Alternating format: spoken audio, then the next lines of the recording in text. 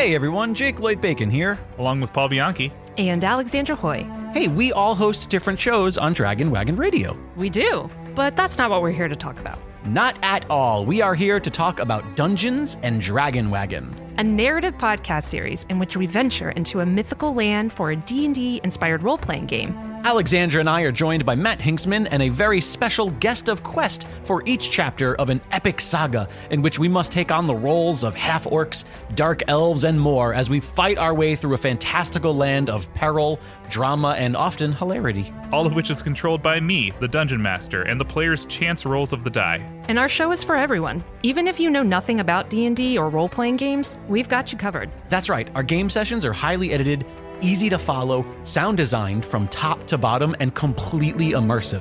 Yeah, our episodes sound more like a well-produced radio drama than an RPG show. So what are you waiting for? Join the adventure on Dungeons and Dragon Wagon at dndwpod.com or wherever you find great podcasts.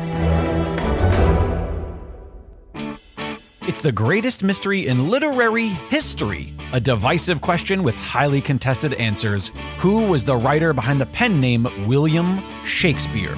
Welcome to Don't Quill the Messenger.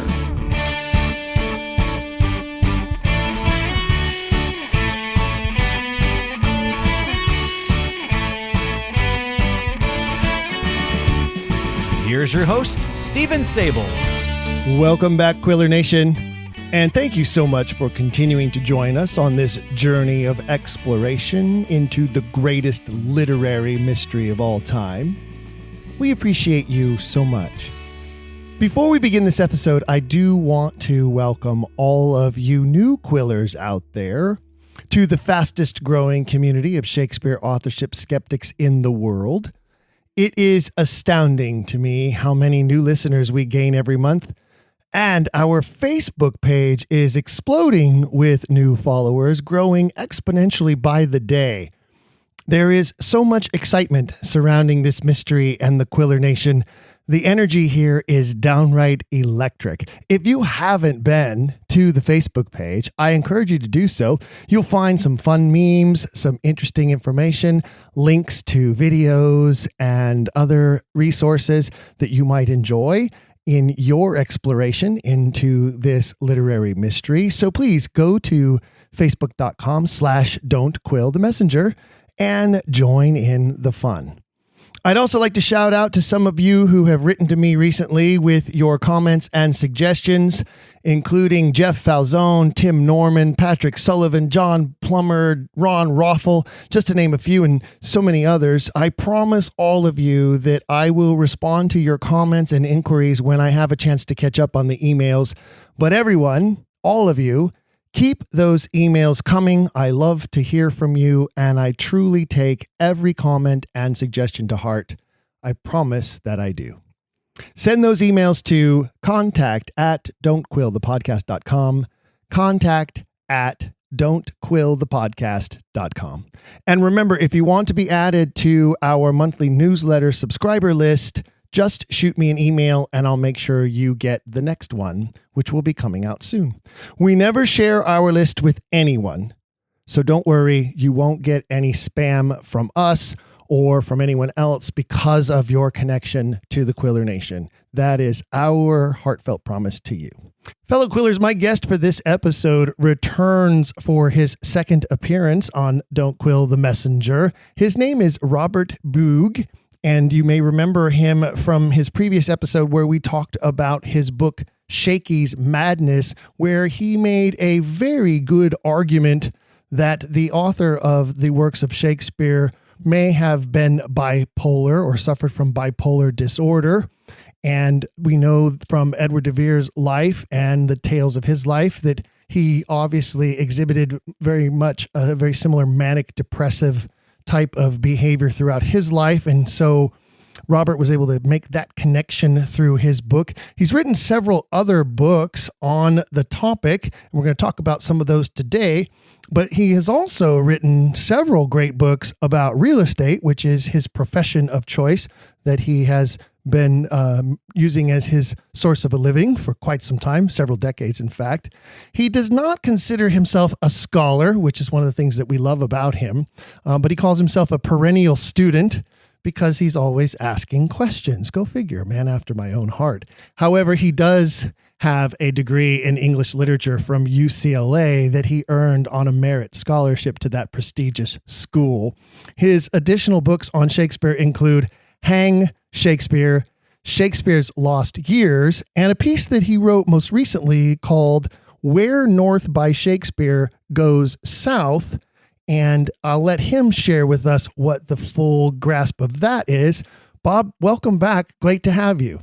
Oh, thanks, Stephen. No, absolutely. And you know, one of the things I remember we discussed in the first episode we did together where we talked about Shakey's madness is something that I believe is true about your writing with that book particularly and these other books as well, is because you are so humble about your English literature background and because you don't consider yourself to be a renowned scholar and all of that stuff, you write in a style and with an ability that makes your work so extremely accessible to what I like to say, the common sleuth. Those of us who are involved in this literary mystery, who aren't all about the endnotes and the footnotes and all of the extra pages at the back of the book, but just about wanting to explore and discover more aspects of this mystery. And I think that's the flavor of your writing. And I think it's super important to the movement of sharing the authorship mystery with others. And it's one of the reasons why I enjoy your writing and enjoy your books so much is you drop these bombs of information into the pages and with, you know, very Shakespearean style with the reader not actually realizing it because they're enjoying the wit and the humor and the very, you know, sort of avant-garde and aberrant way that you approach the subject. Tell me how this Shakespeare's Lost Years first came about, because I know that it was in the promoting of that book that it led to you writing Where North by Shakespeare Goes South. And so I sort of kind of want to set the stage, as it were, with the Shakespeare's Lost Years book. Okay. I have had various discussions on a website called Quora.com. And there are several Stratfordians like that are really, will really give you a tough time, I guess is one way to say it. But I enjoy having this kind of little banter back and forth. And at the same time, I'm one of those people that likes to question things. One of the questions I had, or that hit me or struck me, was why was The Rape of Lucrece written so quickly?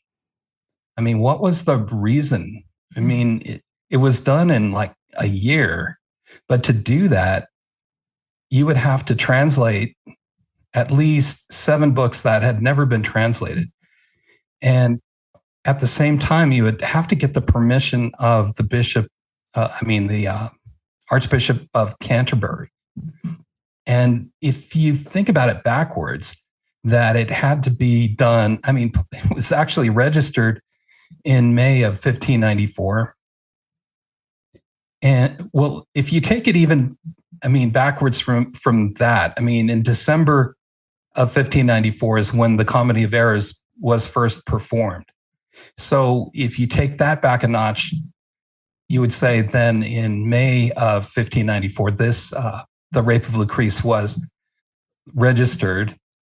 And then in 1593, April was when the Venus and Adonis poem came. So, I mean, what was the hurry? I mean, it just didn't make sense to me. And at the same law books were written in Latin, and you would have to read them at least, or have some kind of source book for the Comedy of Errors. And it just seems like there was such a rush to get that done. It just piqued my curiosity. Like, even if you had I mean, I'm thinking of myself, even if I had Google Translate and I'm looking at, 7 books of Ob Urbe Condita by Livy that I had to translate. And I stuck it into Google Translate. I mean, that you're talking about 3,500 pages more or less, and then plus the Fausti, which was not translated until 1644 by Ovid. I mean, you're talking just the translation, and then the poem itself is like 44 pages long, and it's like a perfectly written poem, or very interestingly done. So all of that kind of just makes me wonder, like, why, what was the reason? Why did he have to do that so fast? What was your conclusion? Because we have had guests who have talked about Venus and Adonis, 1593, and Rape of Lucrece, 1594, back-to-back years, back-to-back poems, first two pieces of literature to bear the name William Shakespeare as the author of anything in print. And we've had several guests who call them compendium poems. And I have to admit that I've been leaning more and more towards that belief that these two poems were aimed at accomplishing the same goals. They are the two poems that are dedicated very verbosely to Henry Wriothesley, the Earl of Southampton, which will forever and indelibly connect the works of Shakespeare with that young Earl. No matter what anyone says, they cannot deny that. It's there in black and white. It's there in print. It would have been a very bold move for a commoner who was a playwright and poet to use the terminology that was used in the dedications of those poems and dedicate these poems, which in some ways are very licentious. If Venus and Adonis is almost soft porn in some ways. I mean, it would have been very bold to dedicate these poems to a nobleman without some sort of underlying meaning or message going on there. What is your conclusion? Why do you believe they came out, or do you believe that they may have been written earlier, or that they were written and timed for release, perhaps? Like, what have you what kind of conclusions have you drawn about that?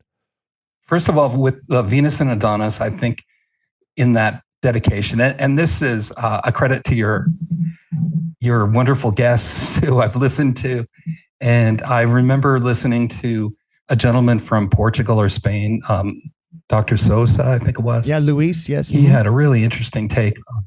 Yes, I love that episode, and it totally opened my eyes, or made me think more about how he was talking about Twelfth Night and explaining that viola in Italian means violet, and I don't know, like the word orso means bear, so Orsini means little bear, right? So it got me thinking, and so I kind of came to the conclusion that it also goes back to the marriage proposal for Edward's daughter, Elizabeth, that was turned down by Henry Wriothesley. And at that time, Baron Burghley was the most powerful man in all of England. And I think his honor was, he was humiliated, and probably in a public place, by a 16-year-old kid who told him, "I don't want to marry your granddaughter. I'll pay your £5,000 fine." And I think he got his secretary, John Clapham, to write a poem called Narcissus that basically said, "You can't, you have no honor, and you're going to drown like Narcissus, or you're going to die without leaving any heirs, or because of your self-love." And it was written in Latin, so not everybody. And in fact, I read something that said Colin Burrow and Martindale first translated the poem Narcissus in like the 1990s. So it's been hidden from history for a long time.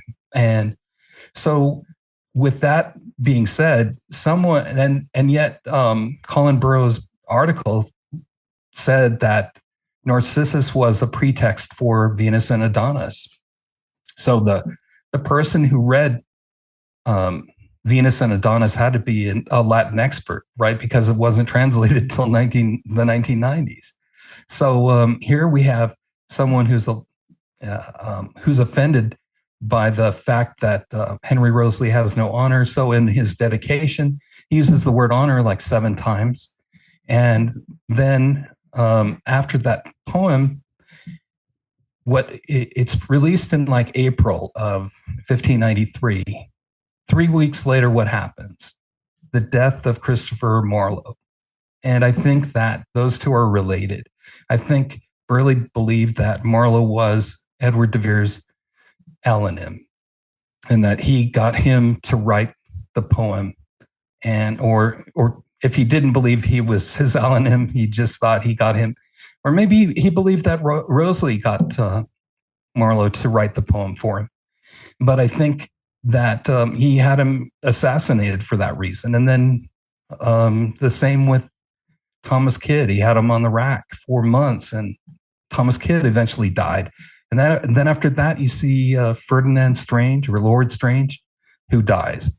So I think it's all of these things that he was in pain. His daughter had died, and he was made a fool of. And I think he just reacted. And I think Edward de Vere was smart, knowing that he needed an Alanim.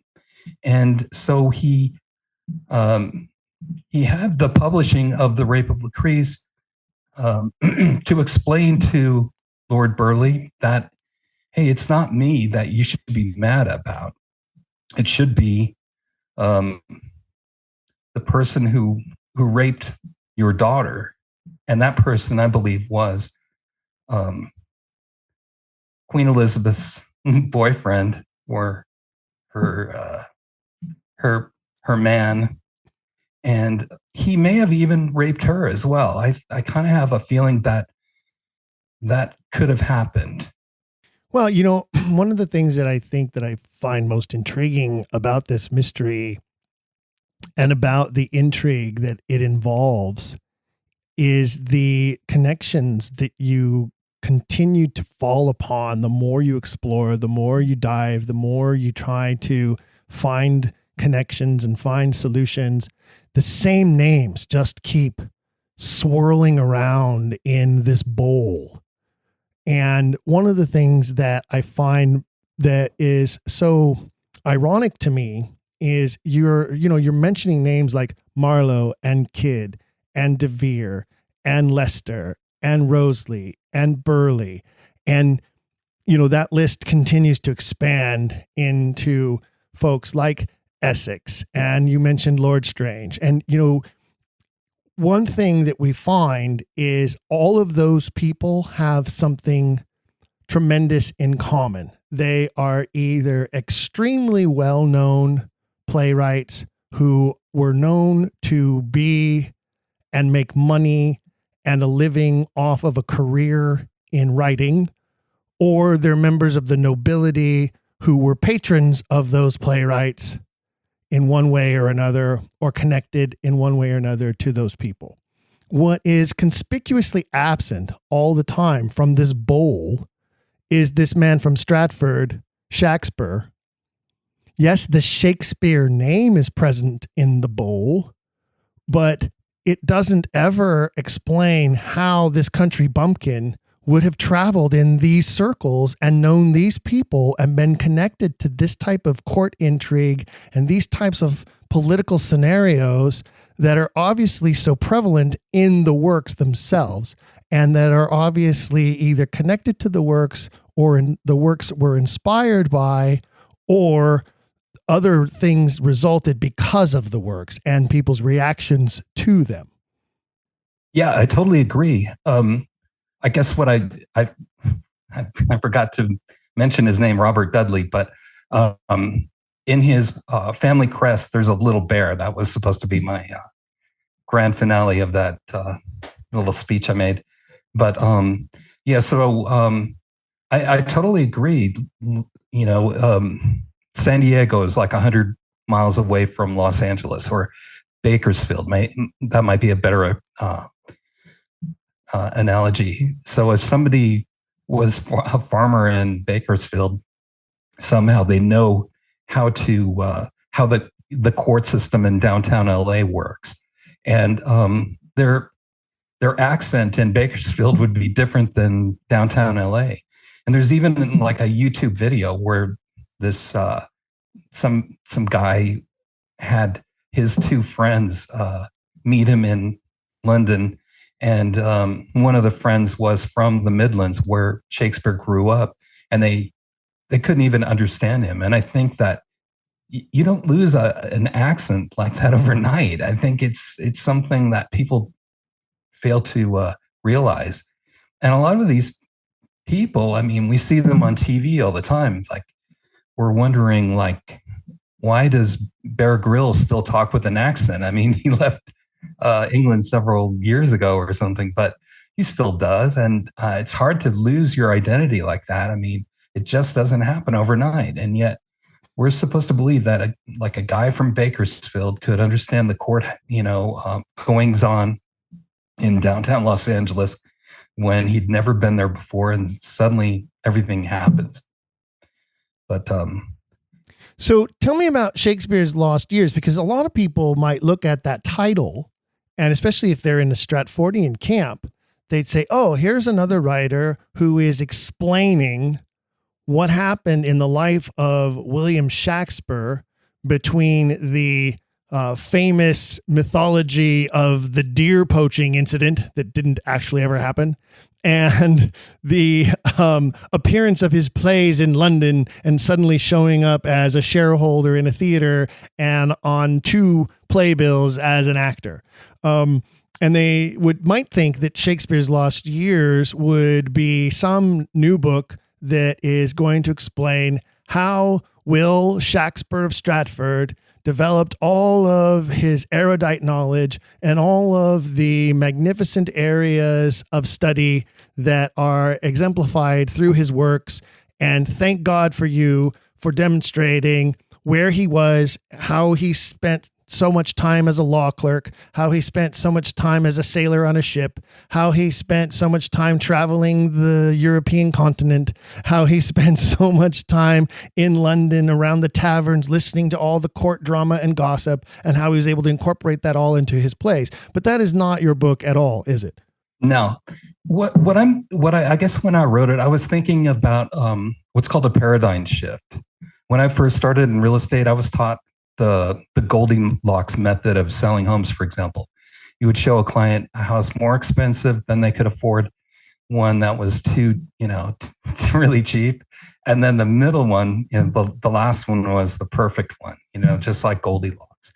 So my thought was, when you have a paradigm shift, and by paradigm shift, I mean it's you. The book I wrote was called Selling Homes 1, 2, 3, and back then I had the bright idea that I was tired of trying to make sales to people who did not qualify. So I wanted to make sure that they qualified first. So I had them bring to my office before I show them a house. And this was in the late 1980s. I'd have them bring me 3 things. 1, enough pay stubs for a 1-month pay period. 2, your last 2 years W-2s, and 3, your last 3 bank statements. And then they would bring that to my office, and with an appraisal, I would fax it to a lender, and then he would give a pre-approval. I mean, he would run the credit, but then we would get a pre-approval, and I was able to sell more homes that quicker and more effectively. And I used to get so much flack about that. In fact, I went to this sales conference in like 1995 in Northridge, and the speaker had people in the room raise their hands if you sold more than 10 homes, 20 homes, 30 homes, 40 homes. Then I was the guy standing there with my arm raised for the most, more than 40 homes. He came over to me and he said, "What's your name?" And I said, "Bob." And he said, "Bob, do you realize there was a guy from Detroit who sold 420 homes last year?" And of course, I felt like shrinking down to, to run underneath the door or something. But at the break, people came up to me and they said, I can't believe you sold that many. We had, that other guy didn't have an earthquake. We had the Northridge earthquake here. How'd you do it? And so I was telling them, well, I just have people bring me 3 things. I mean, I didn't tell them everything, mind you, but what happened was I would get all kinds of flack from people. You cannot ask buyers to bring you these 3 things. Buyers will not do it. Then the next thing I knew, everybody's doing it. Then the next thing I knew, lenders are having you upload your W-2s to their website, right? And you're getting approved. Isn't that true? Yeah, absolutely. Well, and we bought our house where we live. Yeah. Where we live right now, we bought our house a little over 3 years ago. And our previous home before that, we lived in for 3 years. So we bought that, for a little over 3 years before that. So, I can say personally, in the last 7 years, I've gone through the home buying process twice. And absolutely, pre-approval is an absolute necessity. In fact, most sellers won't even look at your offer if you can't show them that you have pre-approval. Exactly. And that was my, that was kind of my claim. The book actually became like a bestseller, but mostly with a lot of loan agents because realtors were still under the old, you've got to let someone else do that or not, don't take that upon yourself. What if you lose that information? I mean, there are all kinds of excuses. I used to get emails from people that, my broker tells me I cannot do your, what you're suggesting.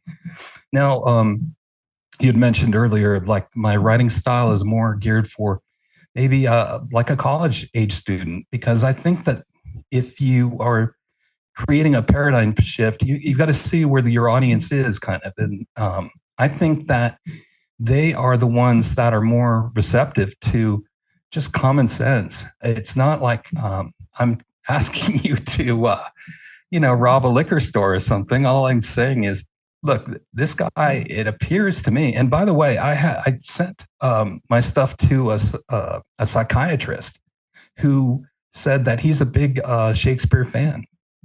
And he told me that he said I would diagnose Edward de Vere with type 2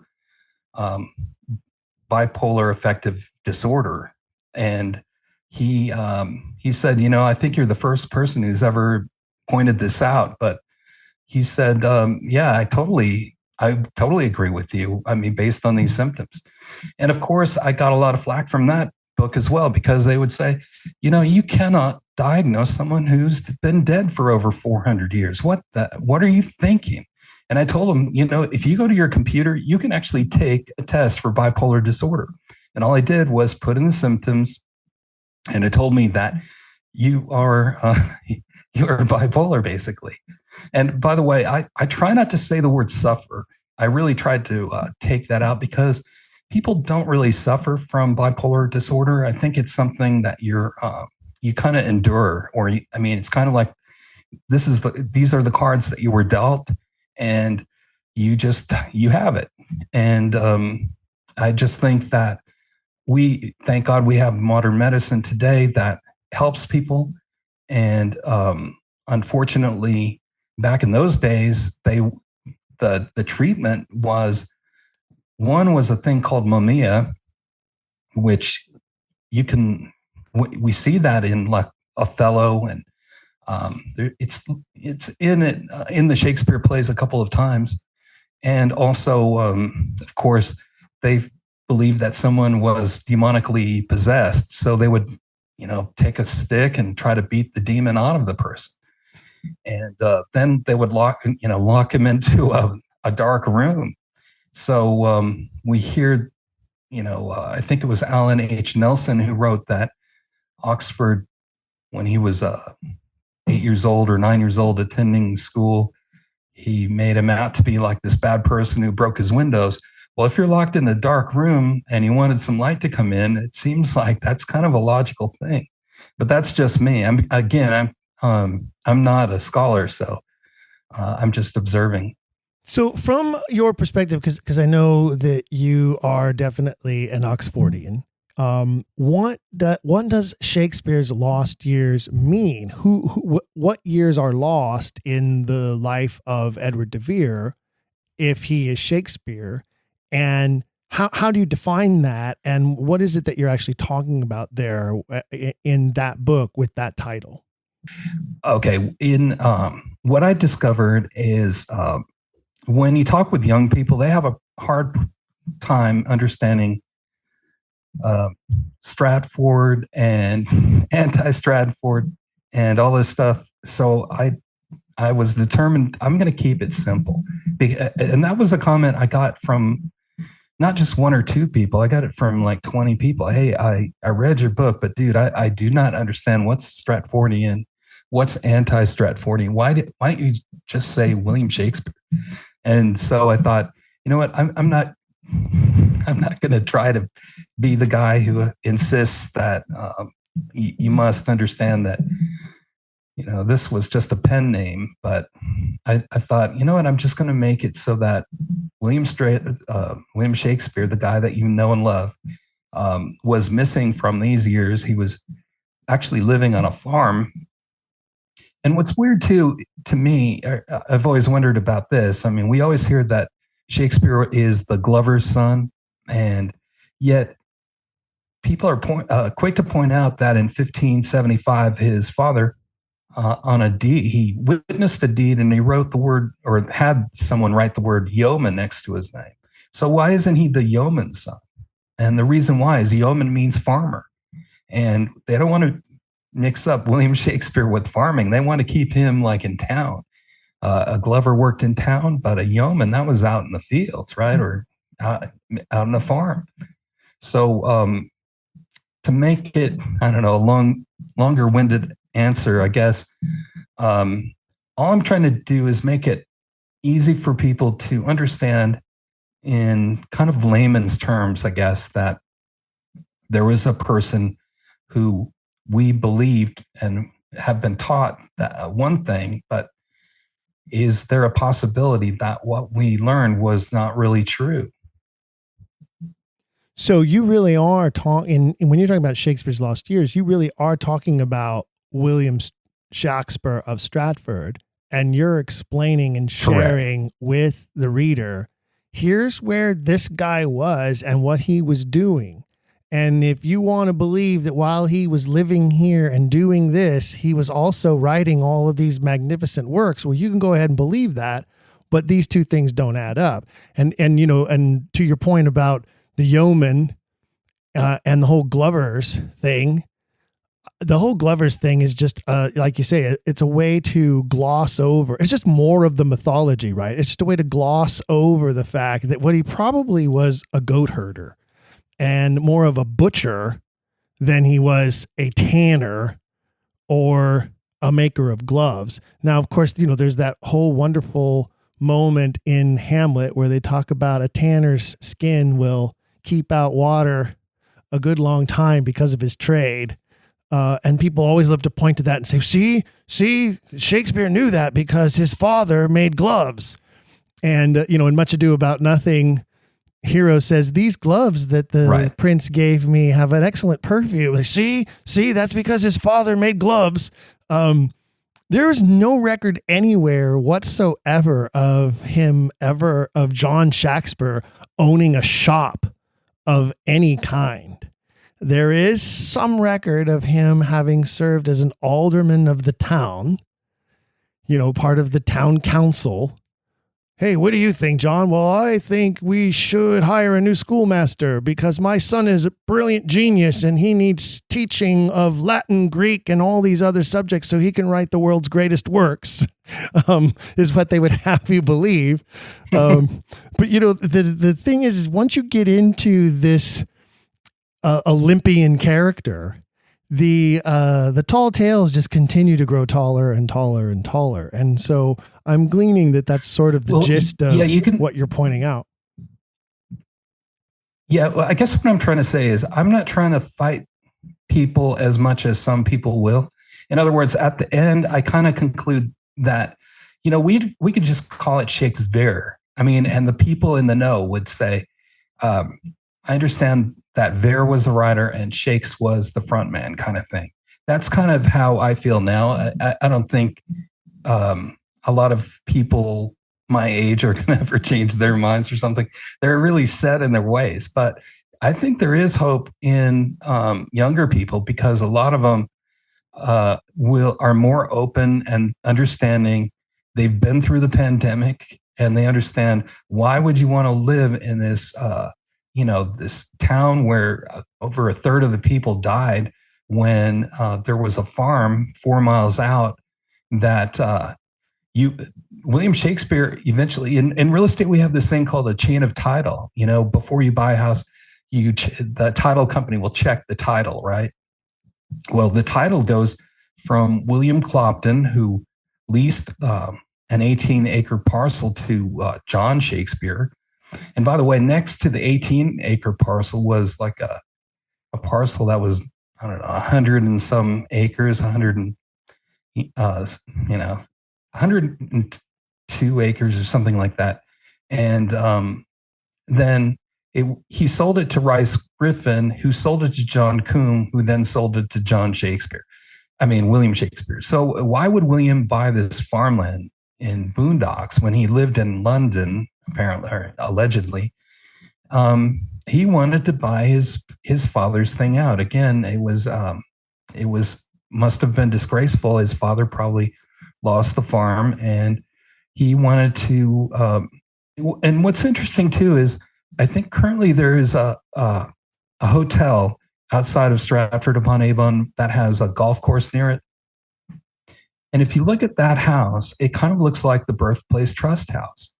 And that house, or that hotel, is actually kind of like where the farm was that William would have been raised on. It's in the farm in the, because I'm in real estate, I looked up the contracts, right, for Clopton. And Clopton had the tenants pay their rent in the town of Clopton. I guess there was a town there. Okay, so after the sale went through, then the tenants would have paid the rent, and the rent was paid annually. So John's rent was like £8 a year. Okay, so suddenly he's like the sale went through in like 1570. So in 1575, he's probably coming through town to pay his rent, because it was paid on Michaelmas Day, which is like September 30th or something. And right around that time, he witnesses a deed for his next door neighbor. And by the way, the other guy on the opposite side of the lot he owns says, hey, you know what? I'm thinking of selling my place. So he buys it, and he goes into a courtroom like 2 weeks later and manages to purchase the adjoining property. This is all like in the records. And people say, well, they make all kinds of excuses, but yeah, if he got kicked off of his farm, it makes sense that then he could make a living as a butcher, because I'm sure he, butchered sheep or cows or whatever for his tanning business. And they did make gloves, but they didn't really make very much money off the gloves. And where they did make money was with the wool brogging. They would take wool and dip it in a barrel of urine, and so you could buy the wool that after the sheep were shorn. I mean, it's just laying there on the floor, kind of like a butcher shop, not a butcher shop, but a barber shop. So just imagine, your neighborhood barber just sweeping up all the hair that's on the floor, and you say, hey, do you mind if I, take this hair? Sure, why not? So he would take all that wool and dip it in urine and then resell it at a profit. That's kind of how wool brogging worked back then. So that's where he made some real money. But then he would not keep the money; he would lend it out, and he was shrewd in that way, where I think he charged like compound interest, which was illegal, or because people think that if I just pay the money back, then my debt is cleared. But with compound interest, it's you still have to pay the interest on the amount each month, or on the balance.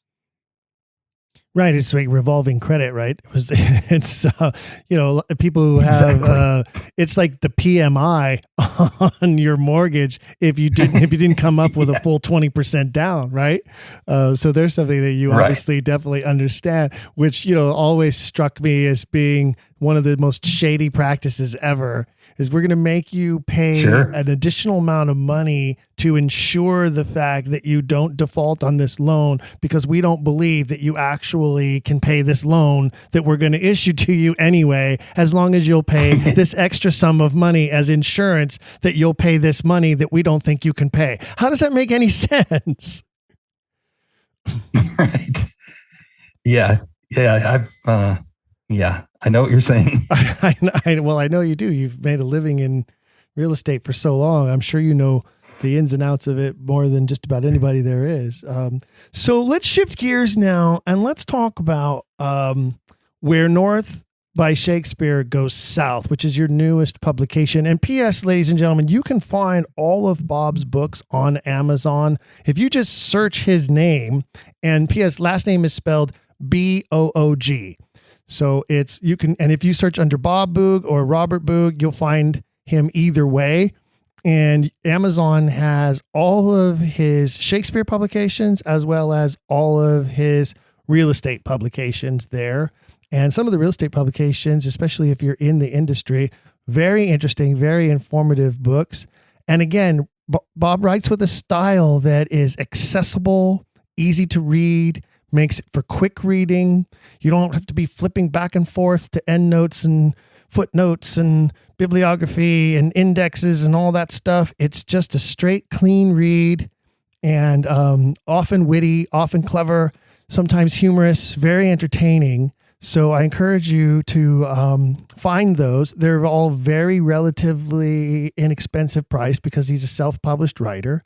And in fact, I think most of your books right now can be picked up on Amazon for around $6 or $7 a piece.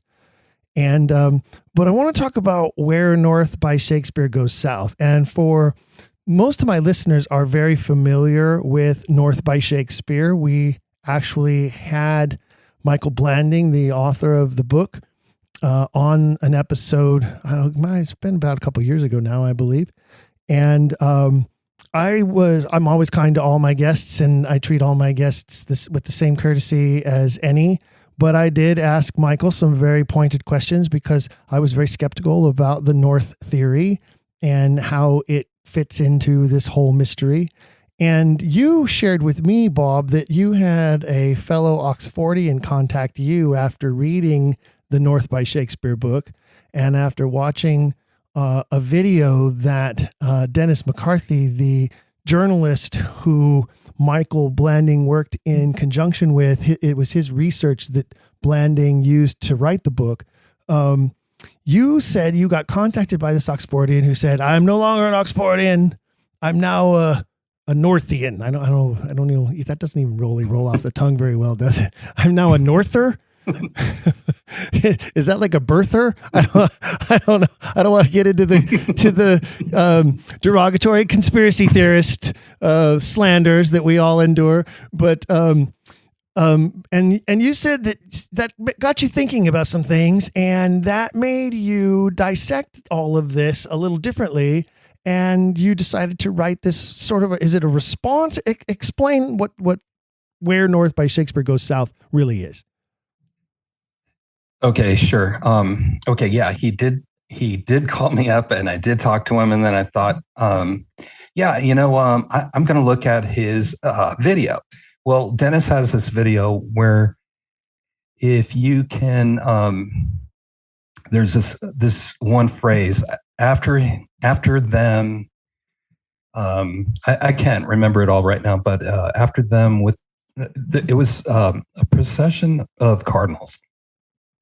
Thomas North went to Rome to see the Pope's coronation in 1555, and he kept this secret handwritten journal So one of the smoking guns is that Shakespeare used a portion of Thomas North's secret handwritten diary in the play King John to describe the procession in that play. Okay, so he says on his video, I quote him, like you can look in, like Google has, zillions of books and there are zillions of web pages and you will not find it anywhere. So I took out my iPhone and I put in the words after, it was after him, then there's something like that. And when I put it in, my iPhone accidentally capitalized the word after. And there I saw it. It was in the state papers, miscellaneous state papers of 1555. And just as Thomas North described, it was Thomas North writing this thing apparently. So I contacted Dennis and I said, hey, dude, I found it in the miscellaneous state papers. And he said, oh, yeah. Well, it's there, but you won't find it anywhere else. And I said, well, I mean, come on, that's kind of like, you should say, well, you will find it in this other place too. Well, it's not quite 30 words or something. I don't know. It seemed kind of like a lame excuse to get out of like, and it wasn't like a capital A that he was talking about. It was a smaller A. So I guess he could technically get out on those grounds. But I was thinking to myself, well, who was this guy, Thomas North? And I mean, were there any other things that he was talking about? And he did have this other smoking gun, which is that George North, who was perhaps a cousin of Thomas North. He wrote a book called Discourse of Rebels and Rebellions or something like that. And I'll just call it Discourse. And there were 11 plays that descriptions were taken out of George North's book or unpublished manuscript and used in Shakespeare's plays. So because this work had never been published, how do you explain that? And then I was thinking to myself, gee, that sounds pretty tough. I mean, how would you explain that? And then he had mentioned something like June Schluter and we found this in the Duke of Portland's estate or something like that. I don't know. No, it was somewhere like in the British Museum. It was misplaced in something about the Duke of Portland or something. So I did a Google search for Duke of Portland, and he was someone who had the Welbeck portrait of Edward de Vere. I'm not making this up. It just seemed kind of weird. I mean, why would that guy have that? And then I read some other review that said basically that Queen Elizabeth had gone on this she used to do these tours in the summer months where she would stay at these great houses, and she had stayed at Roger North's house. And apparently Edward de Vere may have joined the tour like the house before, something like that. So, but something else that kind of struck me was when she was at one of the places, somebody was kind of rambling on. So she asked I think it was the mayor, instead of you giving me this long speech, can you just let me read it on my own and just leave it with my great Chamberlain here, and I'll get it back to you or something to that effect. I'll read it on my own. So then I thought, well, couldn't that have happened with this guy, George North? His patron was Roger North, Thomas North's brother. Queen Elizabeth stayed at Roger North's Kirtling Hall. If Roger North had approached her and said, hey, you got to read this 13,000 word article from my cousin, she probably would have said, why don't you leave it with my friend? I have a headache or something. That's what I was thinking. And then where would it have been stored? Most likely at Cecil House, right? I mean, it just seems kind of logical there. So I started looking into it a little bit more. Now, I have to admit, I just recently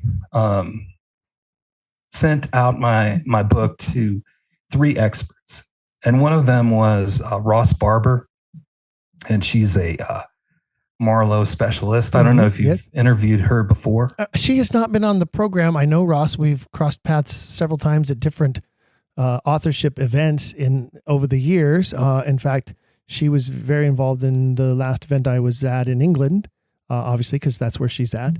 And she is featured prominently in Elizabeth Winkler's recent book, Shakespeare Was a Woman and Other Heresies.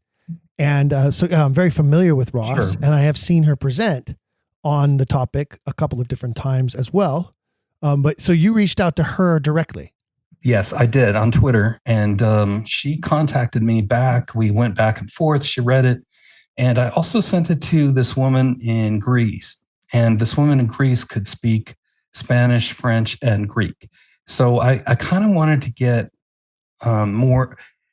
Okay, because I speak Spanish, but my Spanish is not scholar.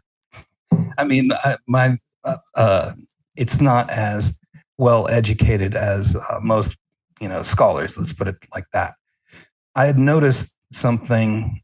It's kind of like this. My wife and I were sitting at this restaurant, and I heard a song by Enrique Iglesias, and it was in Spanish. And I said, "Do you know the words to the song?"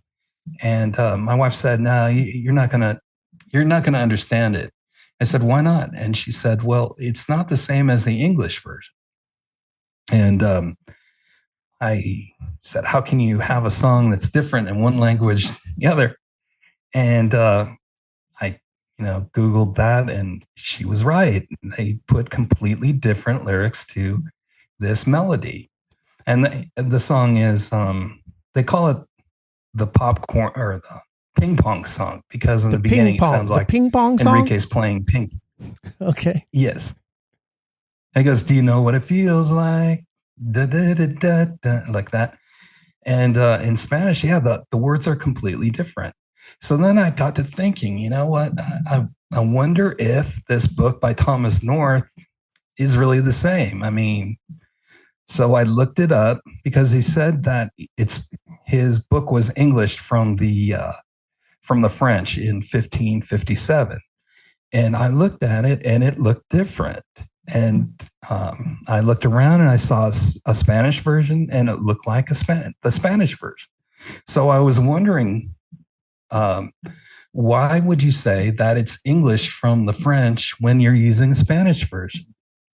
I mean, it just didn't make sense to me. Well, because the Spanish were the mortal enemies of the day, right? You don't want to be saying, "I'm translating this Spanish work." You want to be saying, "I'm translating this French work," right? I mean, I think it's about face, and it's about the standing. It's about, credential and nobility. And I think that there's probably a lot more of that involved in a lot of this than we want to know or admit, because I don't think we truly have a grasp or an understanding of how the Elizabethan court truly worked, or how the English court, even before Elizabeth with her father, truly worked, and what it meant, the reputation and the scandals and the whispers and the being in favor or falling out of favor, and trying to demonstrate your erudition, and everyone trying to be the smartest man in the room.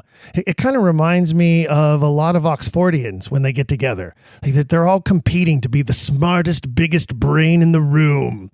And it's like, why? What does that accomplish? Who are you trying to impress? If you're trying to impress the English literature professors who all believe it's Stratford, P.S., that ship sailed, and you'll never win that battle. So what's the point of that? But I think, the English courtiers, I think that was a big deal for them. Don't you think? Well, I got a different take on it, because so that got me, my wheels churning again. So I looked at Bloody Mary, the queen before. Her mother was Catherine de Aragon, so she was Spanish, and then Mary married this guy named Philip, And at the time in 1555, Philip was not, or 1554 when she got married, I guess, he was not the king of Spain. It was Charles V. He was the Roman emperor. And when when Mary got married to Philip, they had a marriage contract that stated that if there was any fighting or wars or anything, Philip would not get involved. That was in their contract. Then if Mary died without leaving an heir, the country there would not be like an automatic succession. It wouldn't be like joint tenancy in real estate where the other partner gets your half. It would go to the person named in her will. And so what happened in like 1556, Philip joins, or it's either 1556 or 1557. He takes a group of like 1,200 soldiers from England, brings them to France, and has them fight for Spain. And I think that this book, Englished from French, I don't even think Thomas North translated it, to be honest. I think it was done by William Cecil, and he was kind of an ambassador to Spain, so he had to speak Spanish or understand Spanish. I think that Thomas North, he was invited to go to this trip to Rome to see the Pope being his coronation or whatever. So he spoke Italian, and maybe he understood French too, because his brother Roger North brought him to France as well. But I have my suspicions about him really being a translator at this point, because I think that they wanted a cover that sent a message to Spain that said, basically, we're siding with the French. And in this version, that if you and here's the weird thing: if you look around, that 1557 book, The Dial of Princes, translated by Thomas North, is a very rare book, and I couldn't find it. I found it online, but what happened is that author in like 1906 or 19 something like that, he carved it up and added things to it. So it's not a very good translation, or it's not acceptable. And they do tell it to you in the fine print in the introduction. So some reader pointed that out and said, "Hey, you should really, get the original." And that's what this woman from Greece told me. That she said, "You're okay." So here's this is how fanatical I am. Is that sometimes like words jump out at me and I notice them. And one of the words that jumped out of me when I was looking at this, because Dennis says that the 1568 translation of The Dial of Princes was used by Shakespeare, and the 1557 translation, also from French, is, he's trying to make it seem like it's the same book, but it's not. One was, from the Spanish version, the 1557. The 1568 is different. Now, I counted the word love in the 1557 version, and I found like 194 instances of the word love, right? This is in 1557. And I compared it to the 1568 version. And I was thinking, if he had a ghostwriter, someone like, Edward de Vere, because it seems to me that Edward de Vere uses the word love a lot. He's signing letters, your loving friend. To me, it seems like he uses the word a lot. In the 1568 version, Edward de Vere uses, or whoever, uses the word like 800 times. It's it was like 830 times, but sometimes he would say, because it's spelled Loue, E instead of it. Because if you put in the word love on in Igbo, that you'll get 0 responses. But if you spell it Loue, then suddenly it comes out like boom, like all your yellow, how they highlight in yellow, like all the times you can see the word, it's like you just hit gold or something. And so I thought, wow, this is really something. I mean, it just seems to me that in this other book that we know, or we assume that he translated, we find the word love very few times. And in this one, it's like he goes overboard with it. And why?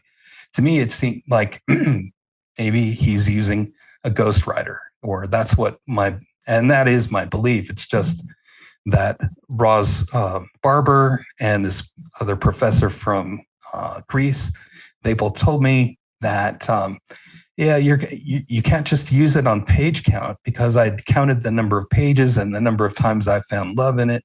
And then I worked out a percentage, so they said, well, you can't really do that. You're going to have to, be more involved or get more into it than that.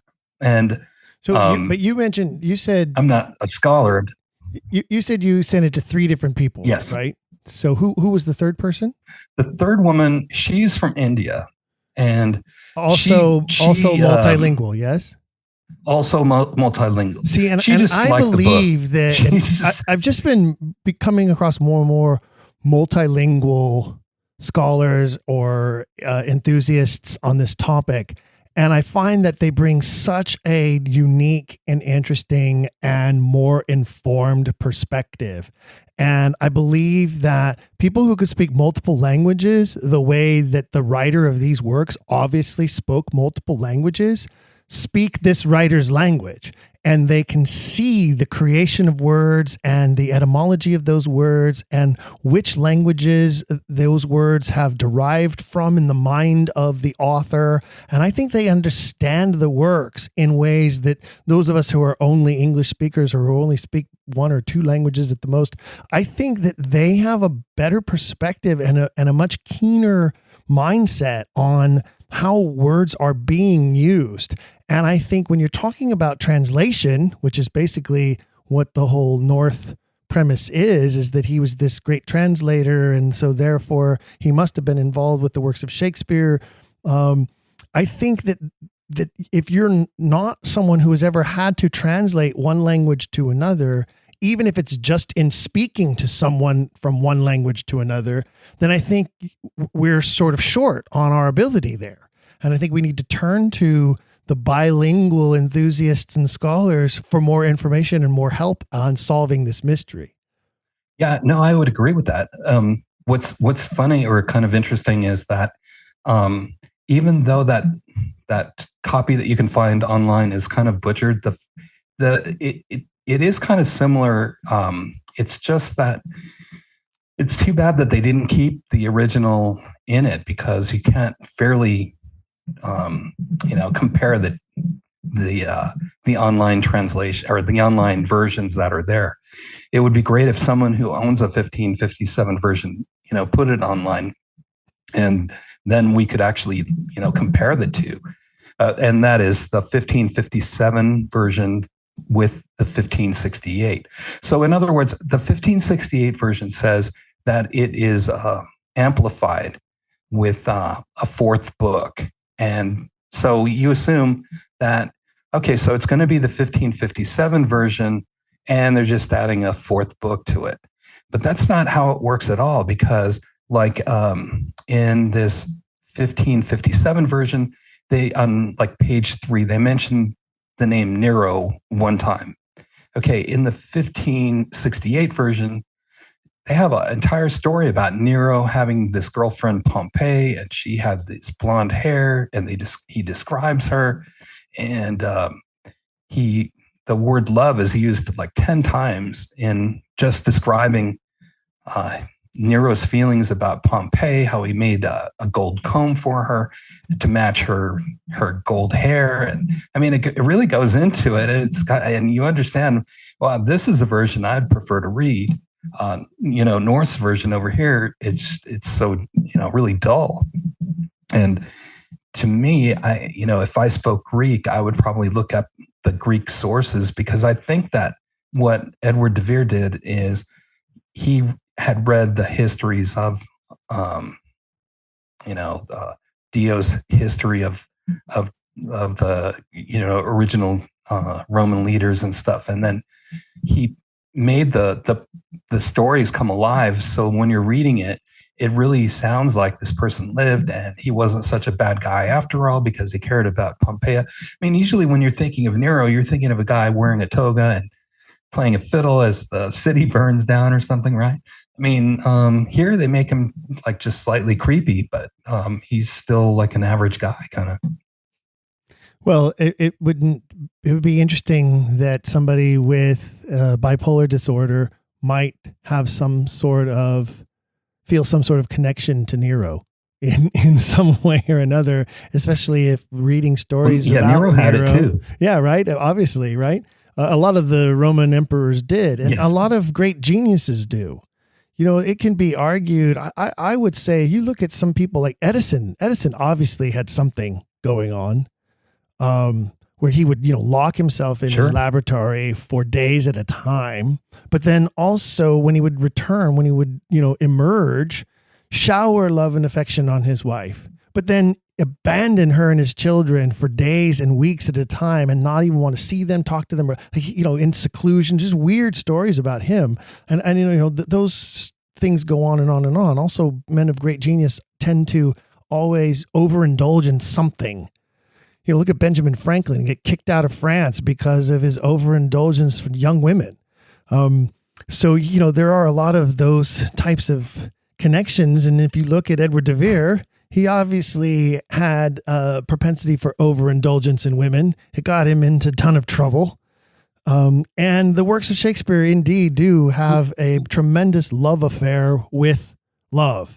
The word alone appears in the works almost 2,200 times, with another 935 instances of variations of the word and 60 direct references to Cupid, more than 70 references to Valentine's Day.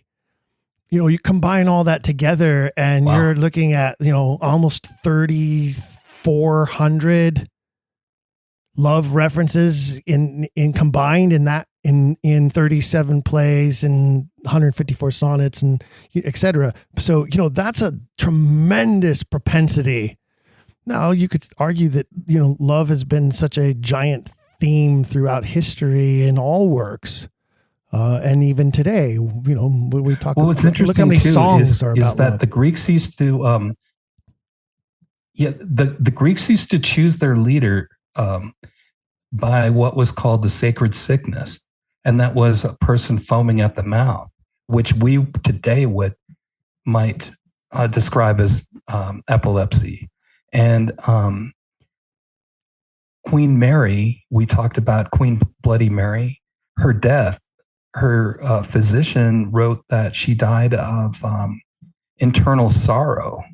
And I mean, I thought that she had died of like pneumonia or something, but when I read it, then it kind of clicked again. Like people have said that Elizabeth, may have been Edward de Vere's mother. And if epilepsy, bipolar is hereditary, then it kind of gets passed down through the genes.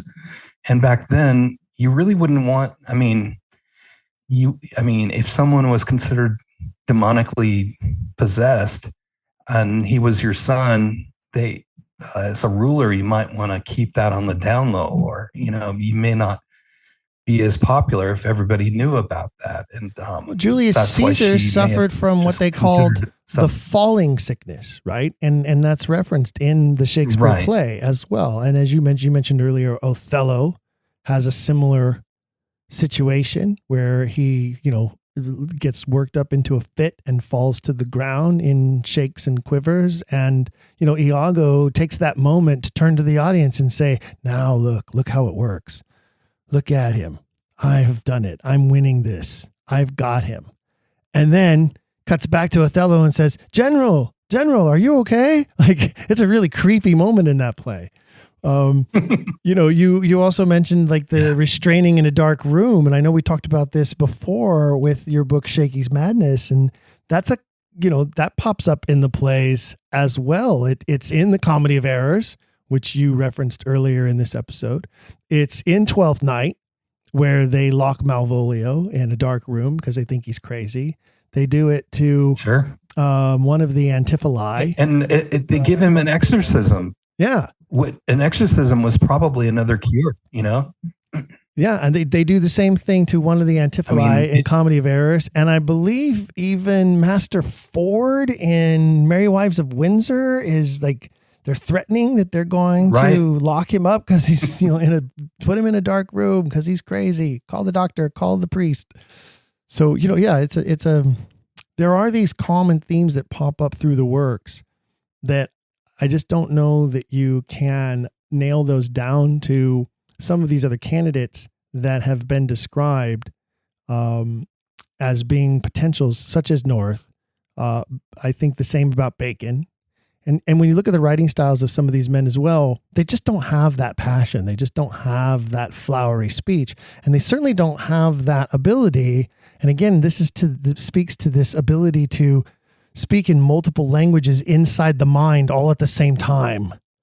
And by doing so, create new words and names for characters that are symbolic because of the words that they are chosen from, which is very important as well, I think. Well, there's even, there's something that you can, Google, and it's, I think it's like speech in mania. Like if you are, enduring an episode of mania, some people create their own language, their own words. And it's people are studying that. And if that's true, then it could be that in a manic state, someone was writing these words and they made sense too. I don't necessarily agree with James Shapiro, but if somebody could write 4 Shakespeare plays in 1 year, that seems to indicate a level of kind of like a hypermania or some kind of like you're really possessed to write. And I don't know. Well, when you write more than 1,200 speaking characters for the stage, and that's the total. It's more than 1,200 speaking characters in the Shakespearean canon. That's a lot of voices in your head. Yes, speaking to you, talking to you. And if you've ever talked to writers who write fiction, they'll tell you that the characters speak to them, and that the characters tell them their stories. And so you just have to imagine how many personas were living inside the mind of this great genius who was writing these works. And some of these characters were also multilingual characters, and some of them spoke in their native languages to him, and some of them spoke in English to him, and some of them did create their own words. Neologism, I think Shakespeare almost invented neologism. I've seen some estimates where it's upward up to 7,000 words, terms, and or phrases that were created or first seen in print in the Shakespearean canon. When you look at today's average college graduate has a vocabulary of around 5,000 words, 10,000 in writing. And then you look at this guy who invented more words and phrases than today's average college graduate even knows. That's pretty incredible. But then you have to add to it someone who was said to have known small Latin and less Greek, which probably indicates he did not read. That's what Johnson's telling us. And yet he's got the greatest vocabulary of anyone who ever lived, right? That just seems mind-boggling. Indeed, that's absolutely true. At the beginning of, before we wrap things up, I did want to touch back on something that you said very early in the episode where you talked about that you spend some time here and there. I forget the name of the website that you mentioned, and that you said that you sort of enjoy the banter. And you said that you've received some flack about your books. And one thing I can tell you is that puts you in very good company, my friend, because many of the other authors who have been guests of this program share very similar stories. And all I can tell you is if the Stratfordians are on your tail, that means you're doing it right. That means you're making an impact. That means you have frightened them. That means that they are fearful that others will pick up what you have written and take any of it, some of it, even most of it to heart or to mind. And that's why they want to diminish you. That's why they want to slander you. That's why they want to minimize you and, if possible, eliminate you from the scene. Not unlike the Cecils tried to do with our pal Edward de Vere so intently. So congratulations to you. I have never... Thanks. Yeah, I did get an email.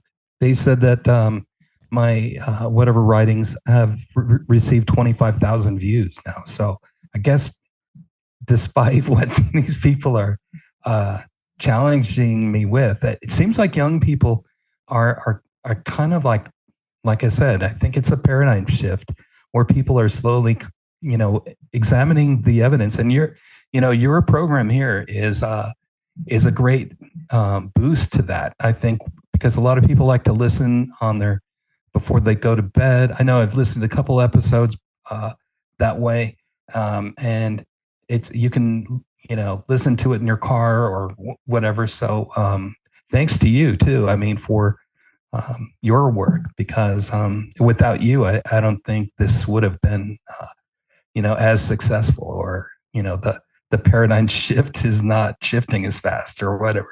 Well, I appreciate that. I thank you for that. I do believe that we are making an impact. I see it in the numbers. And one of the things that I do believe is that the Quiller Nation is one of the fastest growing, if not the fastest growing authorship skeptic community across the planet. And I thank every single one of the listeners out there and members of the Quiller Nation who have made that so. And it just continues to grow and expand. I think a big part of that is because we open it up to all questions and all views and all levels of discovery and research. I think you're right. I think that those who are set in their ways and they're not going to change. But there is a new spirit of exploration in the newer generations who also happen to be more prone to choosing podcasts as a form of entertainment. And I think we are reaching that audience and doing so quite well. And folks like you are helping, because now they can go to Amazon. They can find your books at a very affordable price. If they want to Kindle it, they can do that too. But also your books, like I say, they're accessible. They're easy read. They are not overly lengthy. Some of the best books I would love to see people read are intimidating because they're so big and they're so dense and they're so full of information. And I don't think you can start people off that way. So I think that, you've really filled a gap that's important. So ladies and gentlemen, I'll tell you once again, it is Robert Boog, spelled Boog. You could find all of his work on Amazon. Just Google that and he'll pop up, and all of his works will pop up.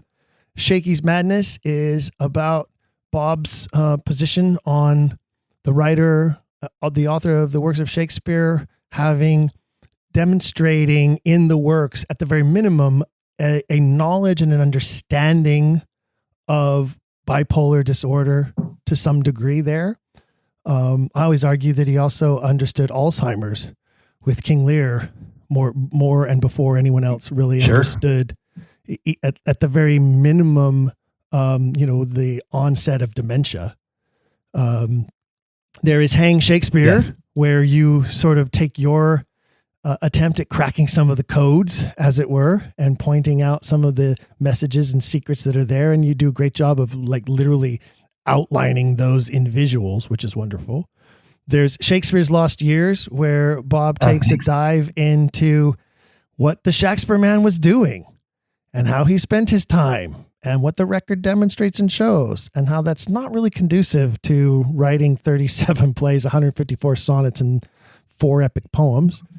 And then the latest one, Where North by Shakespeare Goes South, where you point out that there are some holes in the North theory that don't really jibe and the reasons why. And at the most, I would say what you find in the North theory is again, another approach to this that just continues to point to the same circles of people.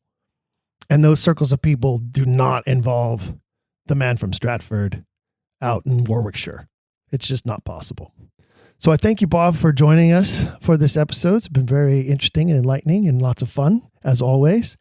And I encourage you all listeners to go find Bob's books and throw him some love. Buy some books. What are you working on next? I appreciate it. Thank you, Stephen. Before I let you go, just, is there anything you're working on next? What are you working on next? Well, the lady from Greece suggested I write it as kind of like a fiction, more of like or rewrite the North book, kind of like. So I blew it up and rewrote it, and so I mean I have like a first draft of it. Kind of, I'm just calling it like Hangry Shakespeare or something like that. Like what to say when people gaslight you for doubting Shakespeare. I think that's the subtitle, but it's just kind of like a fun kind of like just talking with people and showing homes in between and just kind of making it just a weird kind of fiction, I guess. Well, I like that approach. I really do, because I believe that historical fiction is one of the most popular genres in the world right now. And I believe that you don't have to write a documentary style book to make it successful or appealing. I think if you do write it as sort of a historical fiction based, or we follow a character through. In fact, I have a future guest, Ron Destro, who did something very similar that's coming, his new book coming out is, it tells the story through the eyes of characters that he creates in the world in the Elizabethan and Jacobean world. And I believe that's the key. I think that's the way, that's the success. Outlander is a tremendously popular television series. The characters in the series are absolutely fiction. The events that occur are absolute history. And I don't even have any clue how much that series has done to cause people to go rabbit holing about those elements of history and those areas of history. There was a series not too long ago called Vikings. I don't know if you ever watched it. My wife and I got sucked into it in a hurry. I saw a couple of episodes.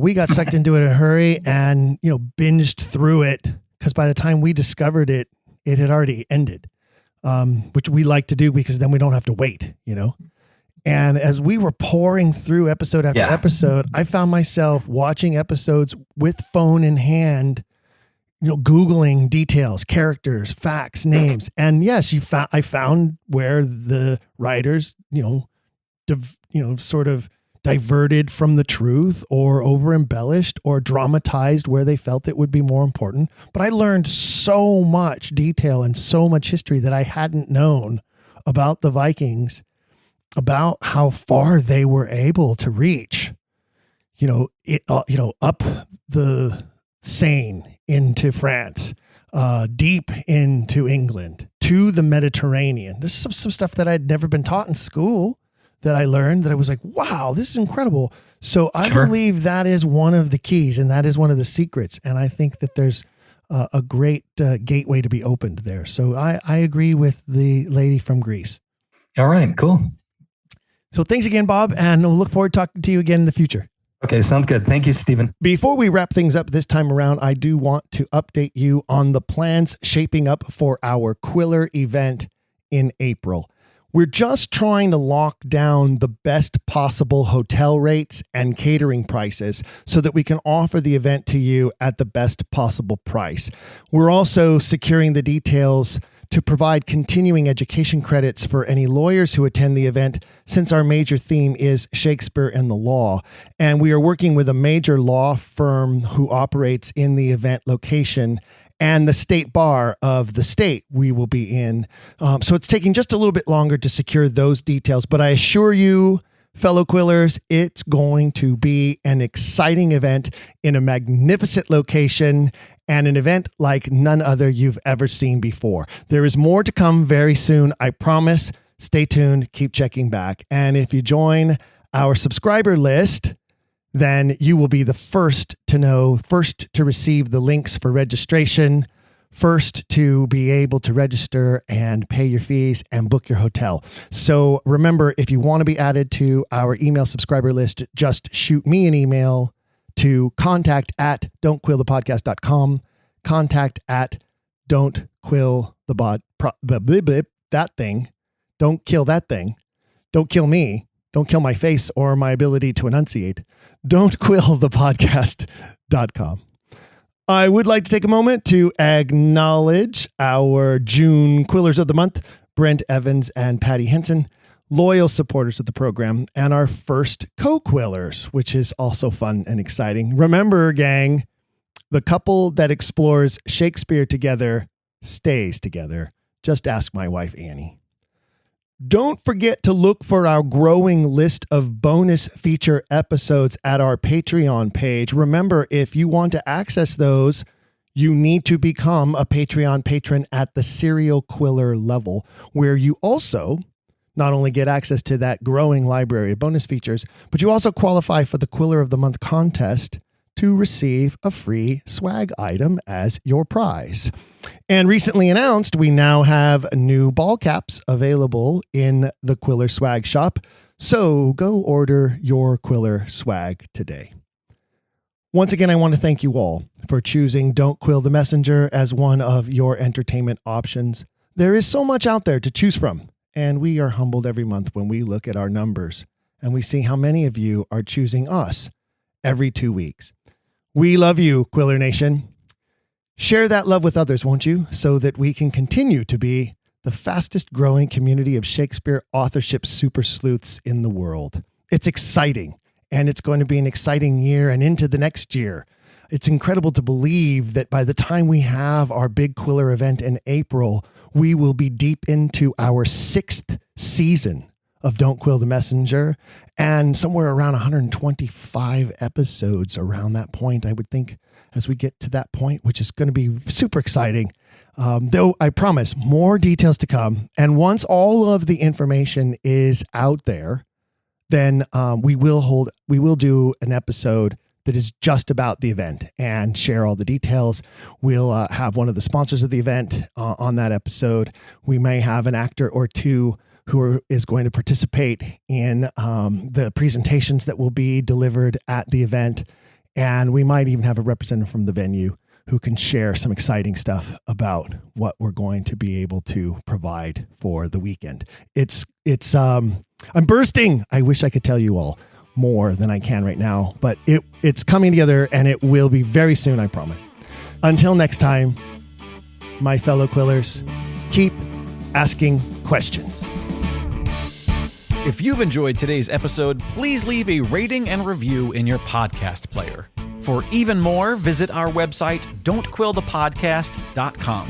There you can find official merchandise in our shop, as well as a link to our Patreon. This show is made possible by people like you. We hope you'll consider showing your support by becoming a monthly patron, where you'll receive bonus material and tons of exclusive perks. You can also join in the conversation on our Discord and by following us at Don't Quill the Pod on all social media. All of this can be found at don'tquillthepodcast.com, don'tquillthepodcast.com.